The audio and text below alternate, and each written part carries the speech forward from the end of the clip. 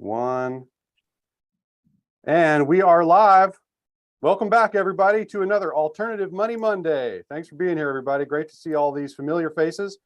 My name's Jeremy. I am the co-founder of Ledgerama, the makers of Wallawallet, the original, the trusted, and the safest wallet in the HBAR community. We appreciate everybody being here. So I am joined by some of my usual guests and panelists. Of course, Tim Mungai, our community manager over at Ledgerama, my partner and CTO, Rob Keynes, my favorite influencer in the HBAR and Hedera ecosystem, Brandon the HBAR Bull, joining us. Tony Camero, as we are often seeing from the Foundry, joining us. Thanks for being here, Tony. And then, of course, the guests of honor, the special guests this week, we've got folks from the HSUITE team. We've got Tomachi, and Edmortis joining us from the HSUITE team. Really excited to be here and have you folks on to talk about some of the awesome stuff you're doing, groundbreaking work. So before I kick it off, of course, you know, this is intended to be not investment advice or any of that kind of stuff. This is people sharing their opinions on YouTube. It's meant for entertainment and educational purposes only. So of course, always do your due diligence as we dive into this kind of crazy world of DeFi and DEXs and all those kinds of things. So, all right. So without further ado, as per usual, I'm going to kick it off with some Market Mondays. Brandon, the HBAR Bull, can you give us an update on the past 7 days? How things been looking in this crazy world of cryptocurrency? Sure, it'd be my pleasure. So to start off, as far as risk assets in general, we saw a bump last week on Wednesday because it looked like one of the major G7 countries, the UK, was kind of pivoting towards growth by adding some tax cuts. But that also caused the pound to crash and all kinds of turmoil on Thursday. So we gave back all of those gains and then some. Today, we're up almost 2% in the stock markets, and that's certainly helping things across the board. As far as the crypto market specifically, Bitcoin is up about 1.5% over the past 24 hours and 3% over the past 7 days. HBAR, in line with a lot of the other coins out there, is down about 1% over the past 24 hours and 5% over the past week. We're still holding above support. There's support for HBAR between right about where we are at about 5.7 cents and 5.5 cents. So we're just barely holding on to that support right now. So that's looking good. The big thing that happened in DeFi over the past week in the HBAR market is Stater liquid staking. We had a doubling, more than a doubling, in the total value locked on there. We went from about 700 million HBAR total value locked to about 1.5 billion. So right now we're at 1.456 billion HBAR total value locked on there. It happened overnight. It happened, it wasn't a gradual increase or anything like that. So we're thinking that it's probably some kind of institution that's doing something, maybe something along the lines of an exchange, a centralized exchange that's doing something with Stater staking and HBAR. So yeah, we saw a really big jump there. So that was fun to see. Not too much. 700 million. It was like overnight. We don't know if, like you said, of course, my first thought was institutional. How many wallets? I don't know. You know what? I just looked at the number, Tony. So I'm not really sure exactly how many wallets participated. It's certainly something we could take a look at. But it's, even if it is one institution, it might be multiple wallets. But the fact that it happened in a very short period of time. I went to bed and it was at 700 million. I woke up in the morning, it's at 1.5 billion. So right. It's got to be one entity or, a small group of entities working together or something along those lines. But yeah, you talked about some other headlines we have. We have Karate Combat giving away pretty much their entire league last week. There's going to be a giveaway in December of their karate token, and that's going to gamify their fights and all that kind of stuff. Really impressed with their platform. They have some fighting legends, Boss Rutan and Lyoto Machida and GSP, George St. Pierre, on there. So that's certainly fun to see. And actually, we're going to see how many people in our community are also fight fans. I think we're going to do a giveaway of some of the tickets for their next event down in Orlando on, I think that's September 29th. So that's going to be fun to do as well. Just got the HBAR Bull airships in for Earthlings as well. Gave away a few of those. If anybody's watching that did win one of those in the last giveaway, let me know and I'll make sure to get that to you. I think I put out 3 of the 5. So that was fun. Yeah, just fun stuff across the board. Speaking of giveaways, so for folks that are out there in the audience, if you're still hanging around, you haven't bounced yet, don't go away because we're going to give away $25 in HBAR. Along with the 10,000 jam that we give to our Twitter family every week, we're giving away $25 in HBAR. So at some point in the show, I'm going to give away a magic number. And as soon as you hear that magic number, first person to email us at info@wallawallet.com is going to get $25 in HBAR. We've had some, last couple of weeks we've done this and we see emails flying in from people.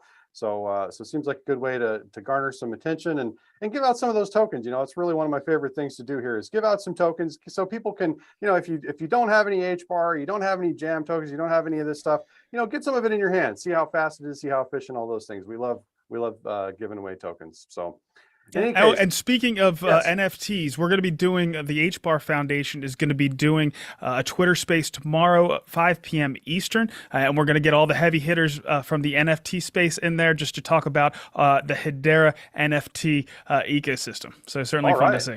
Oh, I'll be there for sure. I'll be there. Sounds great. Awesome. So without further, so any other headlines you want to throw out there, Brandon, before we move on to the guest of honor today? No, I don't have too much unless you guys have any questions. I'm good. All right, great. So without further ado, I see Tony biting his lip over there. Anything? No? Okay. All right. So I'll go ahead and we'll hand this over to the HSUITE team. So kind of this is kind of just standard operating procedure, but I have to ask, how did you folks get into Hedera in the first place? It's Rob and I were out in Dallas in 2018. I know there's some folks here that have been around for quite a while, and it's always kind of an interesting story to see what was it that piqued your interest, but what was it that got you into the Hedera ecosystem and HBAR in the first place? Whichever of you wants to take the questions, more than happy. Yeah, I'll let Tapachi take that. But from my standpoint, I've been in Hedera since the beginning. I'm an early investor. I picked it up at 0.01 or whatever it was. So I've been an investor in the HBAR for a long time. I believed in the ecosystem, but why we decided to build on Hedera, that will either be Tapachi or Tamachi that can answer that question. Okay, Edmordus. So if you don't mind, Edmordus, what role do you play within the HSUITE team? Just Okay, to kind of give our audience a little context. Yeah, no worries. So my name's Edmordus. I'm the decentralized operating officer of HSUITE and HBAR. I come from a TradeFi background. I specialize in asset management. So I deal with the day-to-day overall operations of the project and the finances and marketing and sales. And Tapachi is the chief technical officer or decentralized technical officer. Tamachi is the chief technical officer. I apologize. And Tamachi is the top dog. But they're both the software coders and the obviously the geniuses behind the smart node technology. So they would be the best ones to. Yeah, thanks for the introduction, Mortis and Jeremy. Thank you all for having us.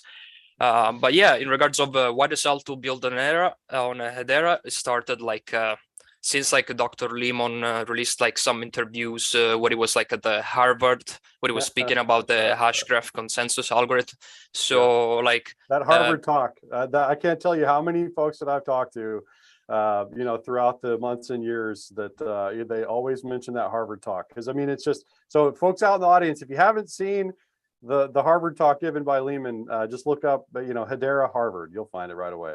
Sorry, please, sorry to interrupt you, continue. Yeah, no worries. So yeah, me and Tamachi, we come from a long background from Web 2, but also we've been Web 3 space for a long time. And yeah, at some point years ago, we watched those Harvard videos of Dr. Lemon talking about the Hashgraph consensus algorithm and how it's mathematically superior compared to any other blockchain, non-Hashgraph blockchain technologies. But yeah, as soon as we watched these videos, we really got infatuated with the technology and with Hedera. And so we watched really closely the developments that have been done, starting from the Hedera consensus service, and then when also the Hedera token service has been built.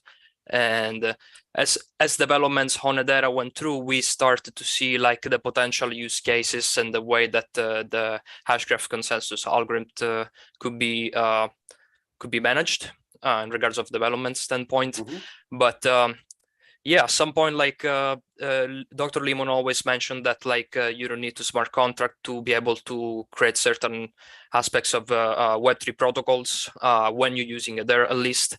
And for a long time, we did not see really much use cases that are used like Hedera in a certain way. So we took a matter into our own hands as a challenge to basically build a DeFi protocol without the use of smart contracts. And yeah, Dr. Limo was the one that like made us passionate about the hash graph. And yeah, so me and Tomachi, we've been in the space since like really long time. And we started building like about a year ago or so. Started with the HBAR mid token, and then like it also split and evolved into Hbarsuite. But Hbarsuite is a suite of DeFi services, and it's all based on a smart contract-less protocol. And we achieve this through the use of the smart nodes. And the smart nodes is a novel technology that we have been building and we're still building, and it's really life-changing because the way you can build with the smart nodes, you are able to use Hedera native capabilities, such as the Hedera consensus service, token service, and file service, and also use Hedera native speeds. And right, so compared so that was one of the questions that I had about the smart node. So I think for folks out there, if you could just say a little bit about what a smart node is, and why is it better to use smart nodes than it is smart contracts? So yeah, smart nodes is basically we create a decentralized network of nodes that are really similar on how Hedera has been deployed. And what I mean by that, they have been built like using Docker images, and you're able to host a smart node into decentralized computing environments. So you will be able to host a smart node, for example, on Google Cloud or Amazon Web Services on, for example, even a local machine in this case. And what basically do is enhance the Hedera network. And what I mean by that, like if you take, for example, an account ID, what? enhance the Hedera network. Oh, the functionalities. And Right. what happens is, like if you take, for example, an account, when you have like an account ID on Hedera, like 0.0.1234, just by itself, you are able to only send and receive tokens or send messages through topics. So by itself, it's really limited on what you could do.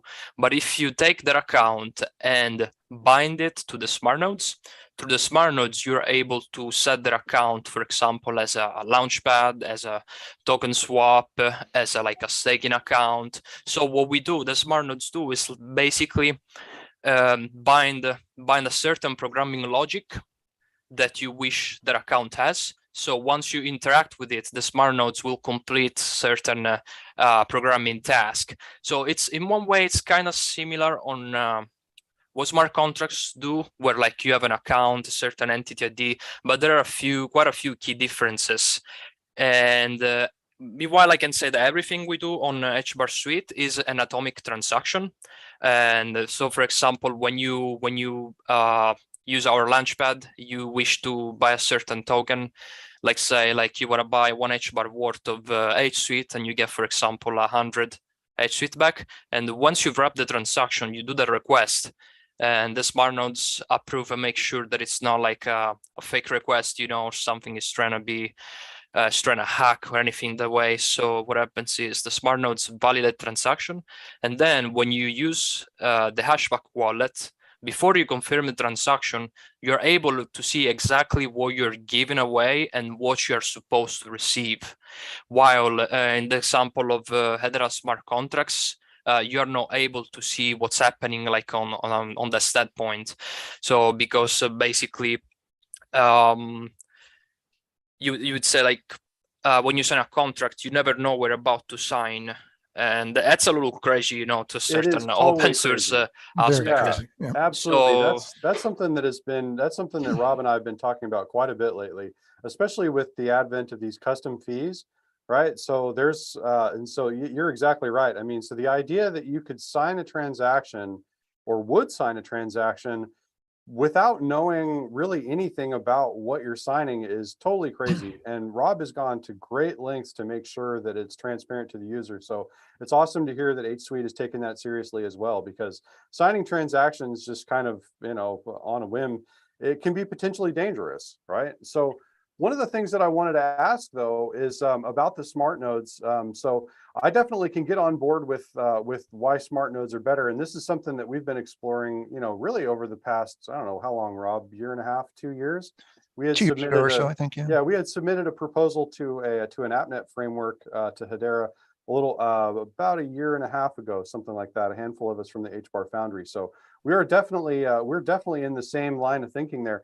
But I wanted to ask you, who is it that runs the validator nodes, and how is it that you ensure that the nodes are trustworthy for the community? If they're going to be verifying transactions and doing things, how is it that the smart nodes? How can you guarantee trust within the smart node? And how decentralized will it be? I mean, will anybody be able to run a smart node at some point? And who controls it? Is it the DAO who's going to control the functionality that goes into the smart node? Right. Yeah, so that's that a also good question. raises another question of what all it is that HSUITE offers. But please, Yeah. Go ahead and run with that. So which question do you want? Which answer do you want first? Which point do you want us to address? Yeah, Rob, first? go ahead. If you could ask your question again, Rob. Yeah, I was just wondering how decentralized are the smart nodes going to be? Is it going to be such that any one of us could run one and participate and rewards for running them?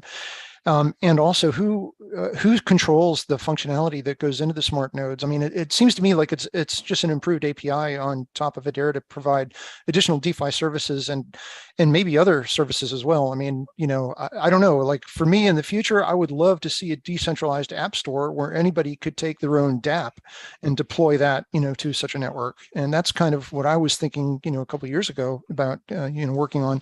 How far are you planning to take Hbarsuite? Okay. in that sense. In the future. So our plan in the long term is to be the most decentralized protocol out there. And what I mean by that is that all the nodes essentially will be owned by the community. So at the moment, the requirement is 10 million HSUITE to be able to run a node. And in Q1 of next year, we'll be releasing 100 smart nodes to the community members who will be in control and run of those. And as the network requires more and more nodes, we'll release more and more to the community. Essentially, in the future, we will open source. So once we open source, people will be able to help provide use cases to how smart nodes can help the Hedera ecosystem, and people will be able to build on top of that. But in terms of the exact technicals of that, I'll pass that over to Tapachi. Yeah, Morris, thanks.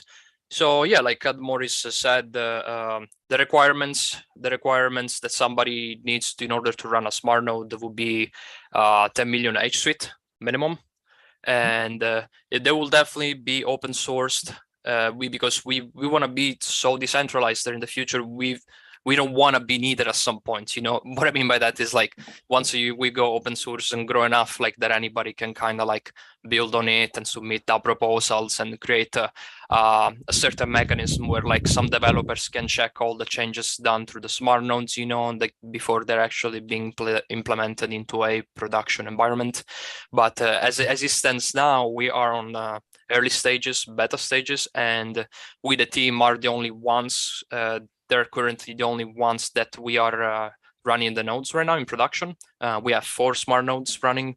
You can also see like when you connect to the Hbarsuite.app, you basically there is a section of smart nodes where you can click and see like what nodes are online of those 4, if some of them are offline, for example. But by mid 2023, the community will be running like fully nodes as well. Anybody will be able to run eventually like smart nodes with the 10 million HSUITE requirement, of course. But in regards of the open sourcing, we will also, once we have the solid foundation and where certain steps that have taken places where we're not like on the early MVP/beta stages anymore, Right. will definitely be more of a open source environment. And in regards of yeah, go ahead. Yeah, just real quick question about the HSUITE, the 10 million requirement. So could you for the audience, could you translate that into into dollar or HBAR terms? What kind of threshold are you looking at in terms of value for people to be able to run the validator nodes? Well, the people that will be running nodes will be getting a basic APY of HSUITE. There's a percentage. It's still not public exact percentage, but those nodes will also be collecting HBAR fees, because we will also implement HBAR fees in order to be as decentralized as we can, because decentralized we will still try to keep it as cheap as it can, but as you all know, we need to have incentives for people wanting to run the smart nodes. So we're planning on giving HSUITE and as well as HBAR fees, but we will always try to keep it at least on the HBAR side as cheap as it can be, you know. And the 10 million HSUITE is more or less as it stands now. I believe it's around 50,000 HBAR, but we had different rounds of sales. We had round 0, round 1. We're currently going to round 2, and then of course once we're fully open in the market, we release our own DEX and go live trading. It will be according to the market price, and we're also currently trading on Saucer Swap as well. So there is also the pricing in there where people can buy or sell HSUITE, but the liquidity they have there, it's really limited, so the price can kind of jump up and down with like relatively small purchases. Right. So okay, so about 50. So currently 50,000 HBAR, 10 million HSUITE is roughly more or less, yeah. More or less to 50,000 HBAR. Okay. All right. About and then $2,800 or so. Got it. I got a question for the man. Yeah, Tony, jump in there. Tell me who is your ideal, let's say, customer or ecosystem partner as you guys scale up to be able to provide services? Describe to us in one or two, maybe different scenarios, who that ideal customer or next partner is for you guys. So I'll take this from a business standpoint. I would like to next year possibly go business to business and work on an enterprise use case. So bringing in Web2 projects that want to come into Web3 and help provide a alternative to how they can do that by the use of smart nodes. And what I mean by that is we can essentially create them their own private network within a network, and we can bridge big Web2 businesses into Web3, because I know a lot of them are finding ways to come into it. And obviously, if we can bring them into Hedera, which is the most cost-efficient way, that is my plan from a business and enterprise perspective. In terms of who's our target audience, I guess it would be NFT traders and people from other DeFi protocols. I think one of the main USPs that we've got is that we're the first crypto DEX in history to achieve zero slippage, which can't be said for any other network out there. I think that would also attract people into the ecosystem because it's something that's never been done before and is only achievable on the Hedera network.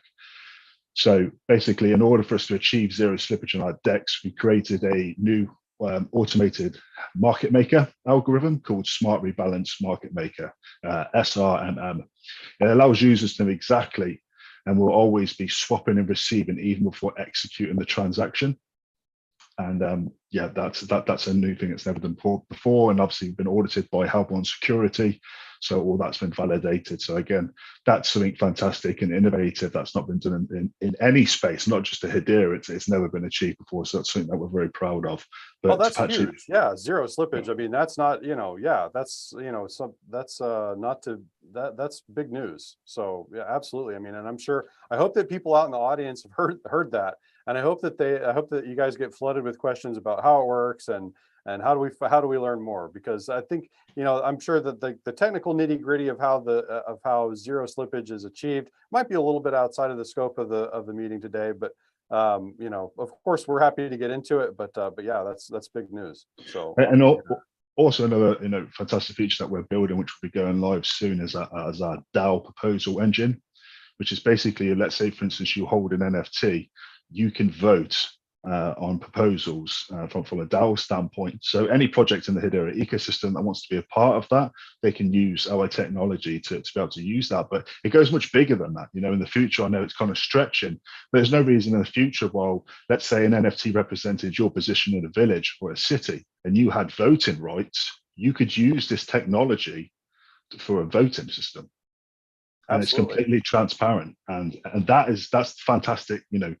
The brilliance of smart nodes is that the limitations Aroni, of what we have. Like it's technology wise, it's limitless. It's incredible. I was reading some of your papers, some of the white paper stuff earlier today, and it had me thinking about my local community and and how badly or how much local governments could benefit from something like this. I mean, the ability for communities to, community leaders and community members to be able to vote on things, with that kind of direct granular access to what it is that they're voting on is huge. So like you said, I mean, it may be a little bit of a stretch. I don't want to call it a stretch. It's a long lead vision, right? That's why I like to call them the long lead visions. Yeah, Brandon, I see your, what have you got for us, Brandon? Yeah, sure. I have a quick question. So a lot of the DEXs that are now coming online are using the platforms and the AMMs from previously established platforms. So you have like SushiSwap or Uniswap. You guys are true innovators, right? You're doing something that's completely new. How do you deal with that kind of innovation when you have to come up with something from the ground up and making sure it's solid for your users? Yeah, I think that's a Tabachi question. I mean, yeah. Thanks for the question, Brendan. So it's a really good point, because like when you build something from scratch, it takes time, and it takes experience and skills. Therefore, like you want to make sure that everything works to a certain standpoint and to avoid any kind of failures, whatnot. But in regards of our smart balance market maker algorithm, has been audited by Halborn. We had Halborn security audit, penetration testing. Like they help us a lot. They found a few issues that we solved, But yeah, so the way it was born was exactly because of the reason, like not using smart contracts, then in order to do atomic transactions on Hedera where you see exactly what you're gonna receive, we had to invent something.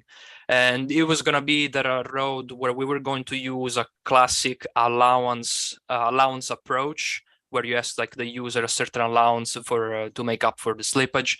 But even then, like there might be some questions, because like you cannot make sure to the user that when you give allowance to a certain project, like it's gonna be like completely trustless. There might be questions on it.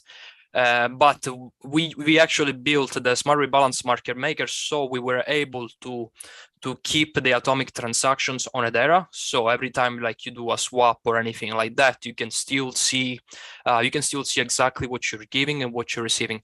And this touches on my point in regards of like being like anonymous, about being trust in the community regarding smart contracts and what you're executing. So here is the thing, like if you have a smart contract, let's say you trust somebody, you have a smart contract, you have no idea what you're signing, you execute it, everything goes well. But there could be an instance where like a minute before you swap the transaction, they may change the contract, and when you execute, it's going to do something that you didn't want to do. But in our case, even if you may not know exactly what's behind the smart nodes as of now, because we're currently closed source partially, like you will always see, like even if we change something per absurd, you would see on Hashback what's happening. So you basically can do your own diligence by just looking at what Hashback is telling you and what Hedera is telling you, and you basically have to trust Hedera itself when you're reading the transaction in that case. Yeah, and I just also want to emphasize on that point as well, is that, Tabachi and Tabachi are very humble people, but what they have created is truly revolutionary. Like what the smart node engines and what they've created, it's not a copy and paste from any network. It doesn't exist anywhere else. They've created that from their minds, from scratch themselves. With the small development team we've had no help development wise, that there's been no VC funding, there's been no help from outside of our own team and our own community, and they've created that from scratch by themselves. So I think that in itself is just a massive achievement. And as Tabachi said, and Tamachi, when they listened to Dr. Lehman himself and the superiority of the consensus system, it motivated them to go, okay, we're going to pick up that challenge, because Dr. Lehman has always said, everything should be built natively on the network. So they picked up that challenge and went, okay, we're going to build this. And that's exactly what we've done. We have built exactly what we set out to do, and it will be live within the next couple of weeks. And we're truly trying to follow out Dr. Lehman's vision by going by a completely decentralized a suite of DeFi protocols, as well as everything that we do, and that's why we decided Hedera, because we're all about decentralization. If we really wanted to, yes, we could have made a centralized exchange. We've all got this, the contacts in the industry to do that. But what we really wanted to do was to push decentralization to its maximum. And I believe, the smart node technology and the DAO system and everything that we're working on is the real future of decentralization. I see. Relate to you 100% there. Building from scratch. Same thing with Rob and the Ledgerama team and Wallawallet. I mean, built from scratch, transparency, safety, security, stability, all those things at absolute top of mind. Brandon, before I give it to you over, Brandon, I'm just gonna real quickly. So if you want that $25 in HBAR, I realize that we're past the half hour. So 19 is the magic number, folks. Email us at info@wallawallet.com with the magic number 19 and claim your $25 in HBAR. All right, Brandon, go ahead. Yeah, so I just wanted to go down the benefits of using the smart nodes. Now, the nice thing about, or the one thing about using the smart contracts, this isn't a nice thing, but the fees are fairly high when it comes to Hedera. So the fees on executing a smart contract are about 5 cents. And, I've done arbitrages where I'm only getting, 50 HBAR, something along those lines. And, takes 1.5% off my profit or something along those lines. So how does that change the fees that are associated using smart nodes with running a DEX like this? So on a native level, basically the fees that we have, they could be like, if you use the smart nodes, if you use the smart nodes for a private standpoint, like feeless, you could have the same fees as Hedera would have, because we're on a native level. So we could be as cheap as a Hedera can be, but we would, of course, we're introducing a certain fees in order to give utility to HSUITE token, and so that basically the fees. I'm just talking about executing the trade, just executing the trade. Oh, for the trade, execute the trade. It's one transaction. When you sign with a smart contract in a minute, it's 6 to 10 transactions. When you do it with us, it's one. Yeah, and that's an HCS transaction. So we're talking about 1/100th of a cent. So it's HCS transaction. You said consensus service or token service, you meant? Well, however, whenever you initiate one of your transactions to do a swap, how much is that costing in fees for Hedera? Oh yeah, basically the native one. So through like consensus service and token service fees, yeah. Okay, so 1/10th of a cent for tokens and 1/100th of a cent for HCS. So I mean, you're talking really dirt cheap compared to the 5 cents for still cheap, but for a smart contract, it costs 5 cents. Still much cheaper, correct? Yes. Yeah. Correct. But because we're built on a native network, we run at the native speeds, and there's no limit to us in terms of data struct, memory, performance, and also fees. It's all done on a native layer. Well, that's the next thing. Go ahead. Oh yeah, another cool thing that I was gonna say, that we are database-less. What I mean by that, we're using the Hedera consensus service to store all our data and information, so everybody will be able to just verify what's happening, So like it's really revolutionary, because a lot of the smart contract projects will still need they will use like a backend service, a centralized service, whether it may be for an Oracle use case or for storing data for an NFT marketplace. So once we do like an NFT marketplace, for example, everything that you see in there is also inside the consensus service, inside certain topic messages, and that's really awesome. All right, now this is my last one, since I'm going down the same thread, and then I know Tony and Jeremy had some stuff. But the question I had next is, right now, smart contracts 2.0 can handle between 200 and 300 transactions per second. Certainly, we're nowhere near those limits right now, but eventually, with all the DEXs we have coming online, those are going to start to become important, because, of course, smart contracts are going to be used for other things as well. We're going to start to hit those limits of 200 to 300 transactions per second. You guys won't have that limitation, will you? Because you're working off the native layer. Exactly. Yeah, basically our limit is within Hedera's limits themselves, which right now is 10,000 transactions per second, but can go to hundreds of thousands, basically limitless with sharding if they really wanted to eventually. That's major. That's huge. Yeah, we're really building late even on Hedera, and we're like our product, it will show off the maximum use case of Hedera itself, because smart contracts on Hedera are still great, don't get me wrong, but like you said, once we get mass adoption and a lot of people and DEXs coming over, like we would see a lot of those limits. Like I believe even Salsa Swap, when recently launched at the beginning, a lot of people were like doing trades, and we noticed a lot of people noticed that there were a lot of I don't want to say issues, but they kind of hit the closer limits to there. And yeah, so but while we do it the way we do it is gonna be like as Hedera as you can get on a speed level, scalability, and security.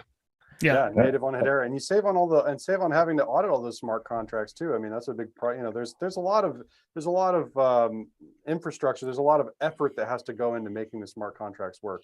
And also, just to touch on that with the smart contracts, just so people in layman terms, if so many people are pressing that transaction button at the same time, it is a capped limit on smart contracts, but that will not happen with us. So if loads of people are using that DEX and it stops because of smart contracts, that won't happen with us. We could have 20 million people come on, all using the DEX at the same time, and the transactions will go through, and that will not be an issue.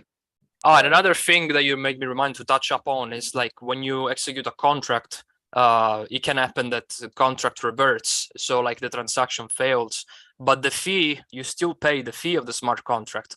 While if a transaction does not execute through the smart nodes, you will pay not one single penny. Nothing comes out of your wallet. I've had that happen. So there's been times when some of the trades have gone through multiple assets on Saucer Swap when I've been doing it, and the exchange rate, so the arbitrage opportunity is huge. But for me to get it, I'm changing the limits around on the slippage to try to get it to work, and I might hit it 10 times. I might not be able to get it to go through at all because it doesn't, and sometimes I will, and then I'll bank. But no, I've run into that. So and if that's hitting 10 times, that's 5 cents every time. So that's 50 cents. It starts to become significant. So that's a great point. And once we start to hit those smart contract limits, that's when you guys start to get copied. That's when the DEXs come in and start to use your model because we're hitting those limits. But still, no matter what, if we hit those limits on the smart contracts for Hedera, even if we're not hitting the total limits for 10,000 transactions per second, Hedera can start to consider sharding as well. And every time we maxed out the smart contracts on one shard, we're talking about $1 million of revenue per day for the Hedera network. So exciting stuff all around. 100%. And just to touch on that as well, I think it's great that other DEXs are being built, and in order for an ecosystem to grow, there needs to be more than one DEX. And I think what some people are new to Hedera, or it's their first network, but it's a cycle. Okay, so you need investors, which bring more developers bring more investors. And how you do that is you build more and more things. So we need 3, 4, 5 DEXs out there. We need 3 or 4 NFT marketplaces. We need launch pads. We need everything else. The more that gets built here, it entices people over. And wallets, and we need more wallets. We need more wallets with more capabilities, because people shouldn't have the monopoly.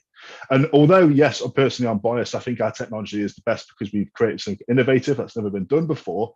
But at the same time, we need something innovative, because when you're selling Hedera, yes, you can sell Hedera as an ecosystem of what it does. But one of the first questions that VCs and big investors will ask and go, okay, well, tell me about your DeFi protocols. And if your DeFi protocol is a V2 version of a V3 version that's available on another blockchain, why are they going to come to Hedera? And that's not a dig at any DEX, but what I'm saying is if you're using old DeFi protocols when there's 100%. New ones that exist, and we have those new ones, that is a unique selling point of why you should come to Hedera.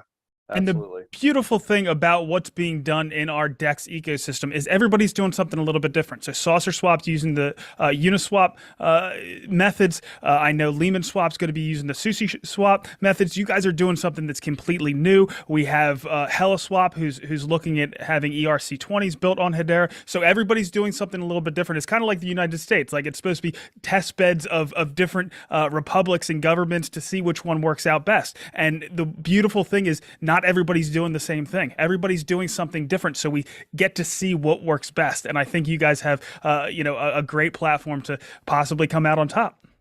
Yeah, 100%. And just to touch on that as well, as I said, everyone's doing something different. You know, people can choose which ones they prefer. They can use, and that's the beauty with DEXs is you can use multiple DEXs. There'll be arbitrage opportunities on all of them. If you can find a coin that's cheaper on that one, you can sell it on that one. You know, and that's the beauty of it. You know, that there should not be this level of tribalism within any community. I mean, if you go to Solana, for instance, none of those DEXs, they don't even talk about each other. They have no problems with each other. And there's no like, I support this one and not this one. People just use whichever they want to use. And that's the same that should be for Hedera. And the should DEXs can what they use want to each other too, right? You can Exactly. leverage the other DEXs in our space to increase liquidity and vice versa.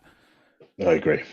So Tony had his hand up a little while ago. Tony, did you still have something you wanted to ask, or did it already get answered? My question was answered in part by Brandon's follow-up question, and I learned more just by hopping onto their docs from the website about the difference between the smart contracts and the smart nodes. Whereas the smart nodes have no memory limit, no data struct limit, easy maintenance, infinite scalability.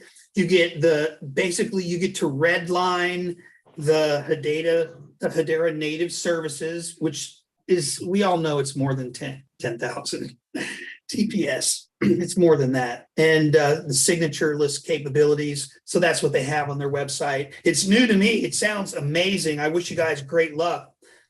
So is there anything else, like what would you say is your kind of like primary value proposition? I think we covered it, but is there anything that we didn't talk about that is important to know about what you guys are doing? I think the main important thing is one, we're not just a DEX. Okay, so we have NFT staking, which didn't exist until Hbarsuite came out. So a quick story on that one is when we first come into the ecosystem, there's a couple of my friends who own NFT projects in Hedera, and they were like, Mortis, can you help provide utility for Hedera NFTs? And I said, okay, fine. What do you need? I want NFT staking. And I was like, okay, it's quite common on other networks, NFT staking. So what I went to Match and said, look, can we do NFT staking? And they said, sure, no worries. Now, the beauty of what we've done with smart nodes compared to what other staking features do on all networks. So basically on let's say Solana, for instance, they have a platform and you click, even if it's custodial or non-custodial, you have to click a transaction in order for them to see the wallet that has that NFT and it records it. Now, with us, you don't need to do that. All you need to do is assign the token, hold the NFT on the wallet, and our JSON scripts will know if it's listed on an NFT exchange or not. And it will airdrop those tokens to that wallet if it's not listed on an exchange. Now, that's just something that we didn't plan on building, but we built for the community because they asked us. We've got an NFT marketplace, which has come in, which is also non-custodial, running on the native layer. We've got the DAO engine. We've got the multi-sig feature wallet, which we currently use ourselves with our treasury. That's also a service that we're going to be offering to Hedera products. So if you want a multi-sig wallet as a project, as a business, or even yourself, if you've got, like a son, mother, and daughter, and you all want to have that one wallet, we can offer you that feature. And obviously we've got the DEX. And then, there's, as I said, the possibilities are endless, but that's just what we're building right now. So we're a whole suite of features, and we're doing that by ourselves. A lot of people, I forgot to mention that we're also doing NFT Launchpad and a token Launchpad as well, which is also live. So whereas a lot of people are just, doing expertise in one thing, we're doing it all. And we have a much smaller team than a lot of people in the ecosystem. And as we grow and as we expand and we employ more and more developers, we will build more and more things, and we will benefit the Hedera ecosystem the best way that we can. Well said. Well said. I do have something else to jump in here. Tim had his hand up first, though. Sure. Tim, jump in there, buddy.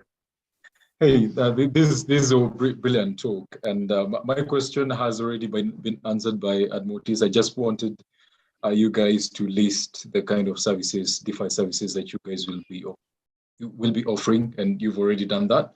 However, we also have some questions flowing in from the audience, and one of them, actually, this to the Ledgerama team.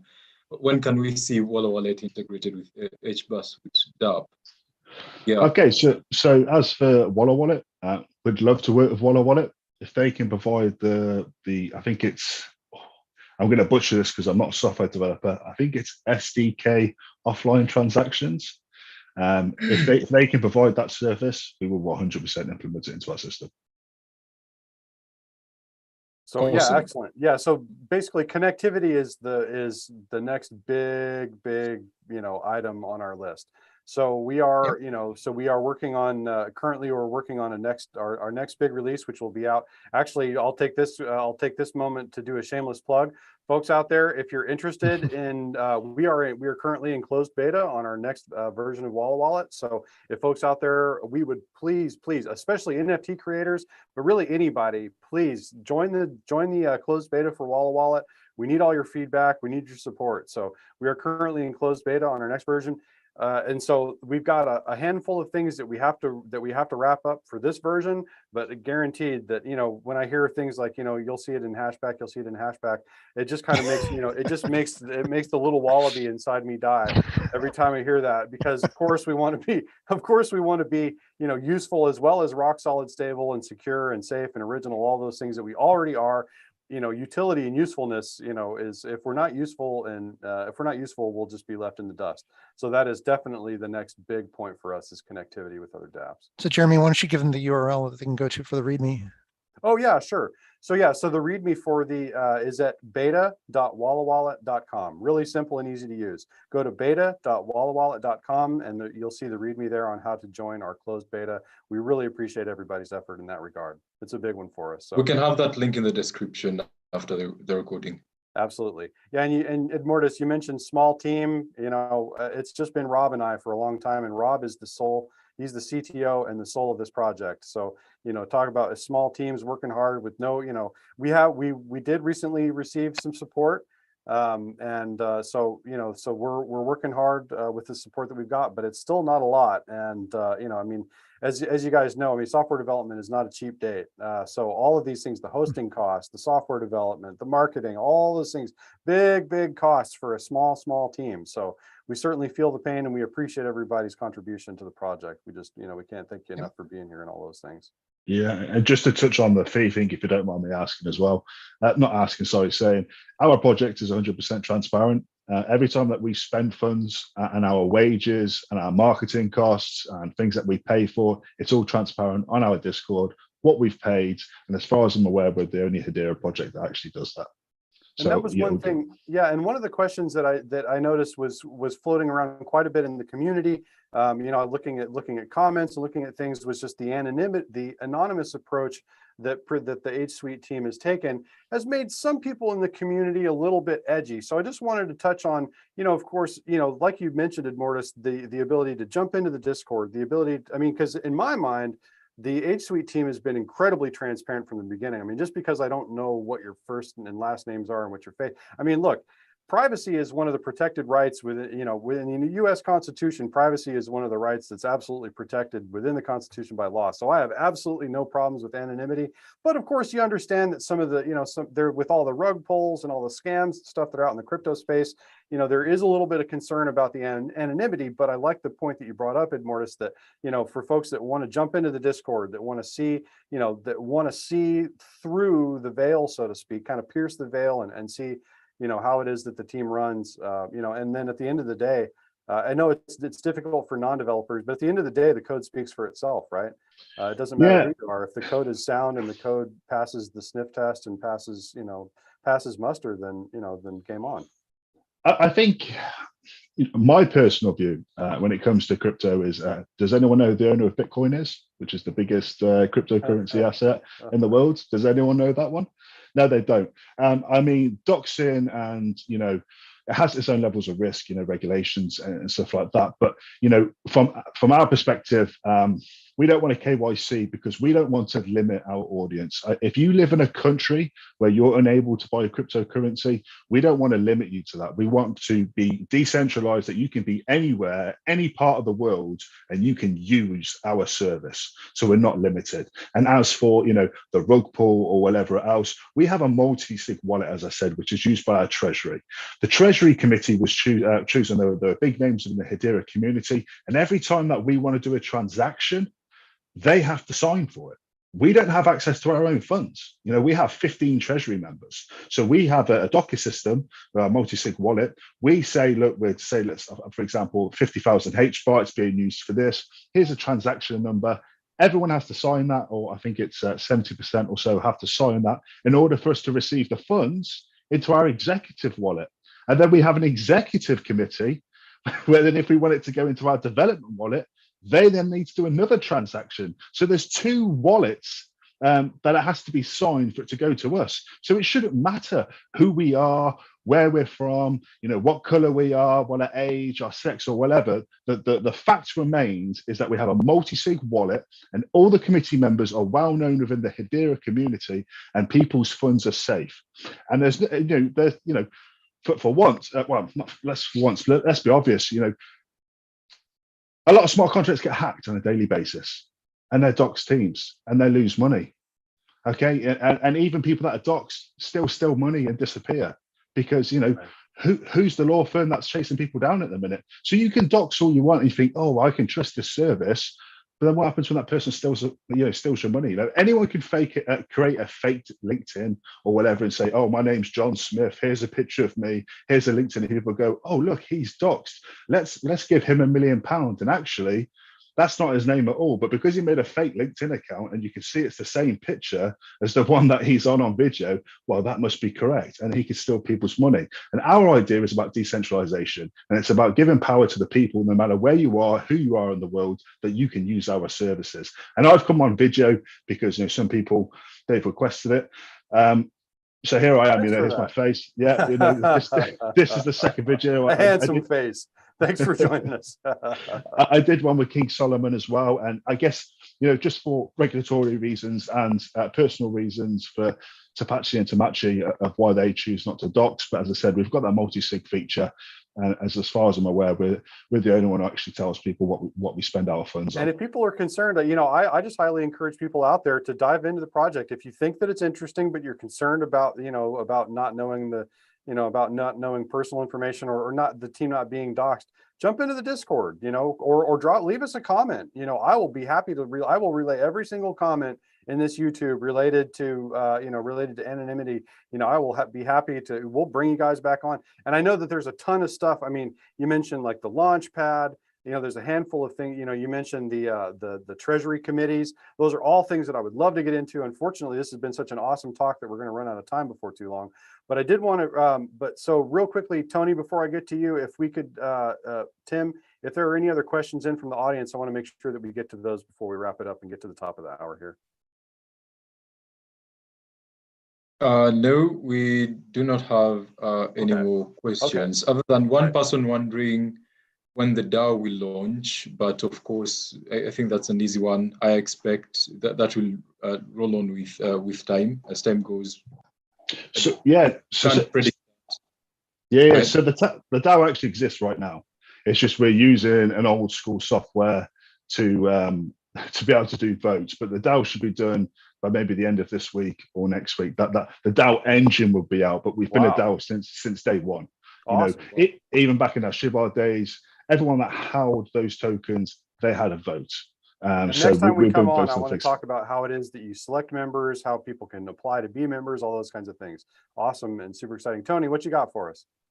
Oh, I just wanted to support the gentleman's statement about anonymity and privacy. And as creators of a protocol that potentially could go on to, manage trillions of dollars, there's actually a fiduciary responsibility to remain anonymous and untouchable let's hope for the best, but let's not discount the possibility in future scenarios of either state actor tyranny, government tyranny, or other covert, non-governmental but organized entities that will try to tyrannize people. So I think on a project like this, they owe it to the project to remain anonymous.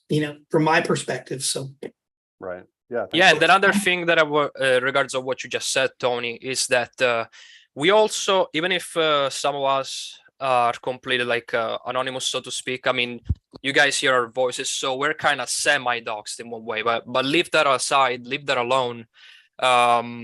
We are actually working with a legal team too, and we have a legal team behind where we are planning on putting Hbarsuite, making Hbarsuite become an operational trust, which also involves basically state change from like a debtor to secure party creditor, but it's a little more complicated than that. It's related to like UCC, Uniform Commercial Code, maritime law.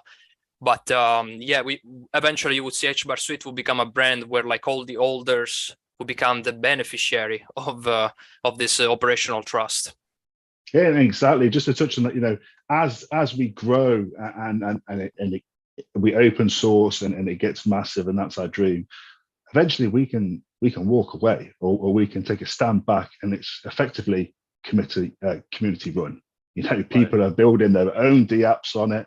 People have their own smart nodes that they're running it, and it's essentially owned completely by the community. So it's like we've created it with the idea of being completely decentralized and gifting it to the community and empowering the people to be able to buy and sell crypto without KYC and being restricted to where you live in the world or who you are as a person, that you can use our services. I love it. Yeah. Promoting the community, supporting the community. 100%. You know, that is what we like to hear. And with that, we're close to the top of the hour here. So talking about community, I'm going to move this over to our community manager, Tim Mungai. Tim, who have we got for who's going to win 10,000 JAM tokens this week? Yes, the occasional drum roll for the winner, and that's my Mario, favorite part of the show. Yeah, Mario, as Mario 10 will again make a formal announcement on Twitter, and we shall reach out to you to send them out to you. Excellent. Mario 10, JAM winner for this week. Awesome. So Mario, we will be reaching out to you, and it's literally Mario with 3 M's. So it's Mario. It's me, Mario. All right, I'll stop there. So any other questions? So real quick, are there any other questions out there before we go ahead and start to sign off? Looks like Brandon's got his hand up. Brandon, what you got for us? You're on mute, buddy. Try again. Thank you. I have one more giveaway that's going to be coming up. The HBAR Bull YouTube channel is going to be crossing 10,000 subscribers exclusively on Hedera content. I think what are we at right now? We're at 9810. So I'd say within the next few weeks. So we're going to do a giveaway around that. We're going to do one of the 1 centers, number 10. There's only 100 of them out there. I heard at Mortis, you said you were a 1 center, right? You bought down around 1 cent, but that was at the low. And not only that, we're going to also have some of the tokens we're going to give away as well. And then the HBAR Bull airship as well. We're going to have those as well. We're going to have a couple of those go out. So just keep an eye out for that. We're going to do a giveaway as well. I know you guys do it here every week, so we appreciate your giveaways, and we're going to do one of our own. Awesome. Yeah. So those are going to be super hot. Yeah, folks, watch out for the giveaways coming from HBAR Bull right around the corner. And you mentioned the 10,000 subscribers. We're not quite there yet, but we're working hard to get those numbers of subscribers. So, so don't forget, folks, if you like the content that you saw here, please, leave us a comment. Those are the most important to me. The comments are so hugely important. Tell us what you like, what you didn't like, what you want to hear next week, what you don't want to hear ever again. Let us know.